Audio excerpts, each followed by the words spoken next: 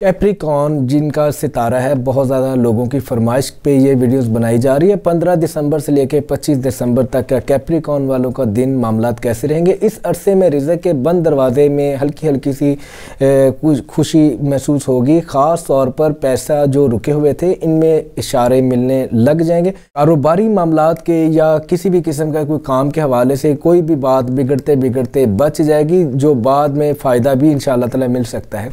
इनका 15 दिसंबर से लेकर 25 दिसंबर तक सेहत के मामला में ज़हनी दबाव कम होगा। नींद में बेहतर होने के इम्कानात भी होने शुरू हो जाएंगे, मगर थकन का इनको ख्याल रखना ज़रूरी है। शादीशुदा ज़िंदगी में गलत फहमियाँ कम होने का वक़्त आ गया है। अगर अना छोड़ दी तो इंशाअल्लाह ताला ताल्लुकात में नरमी आ जाएगी। महबूब या करीबी शख्स के साथ खामोशी टूट सकती है। पैगाम या बातचीत का इम्कानात भी लग रहे हैं। जो लोग सिंगल हैं इनके लिए भी पुरानी याद या पुराने राब्ते दोबारा सामने आ सकते हैं। इस दौरान जल्दबाजी नुकसान भी दे सकती है, ख़ास तौर पर माली फैसलों में।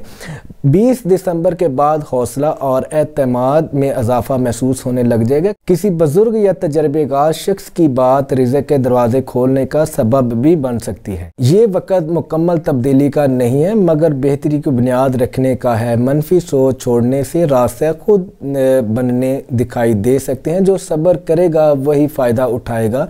यही कैप्रिकॉर्न की असल ताकत है। और इनका जो अमल है, अगर ये या रज़्ज़ाक़ु या फ़त्ताहु 311 मरतबा रोज़ाना पढ़ेंगे, इशा की नमाज के बाद या फजर की नमाज के बाद, इनके लिए बहुत ज़्यादा आसानियाँ होंगी, ख़ास तौर पर रिज़्क के हवाले से।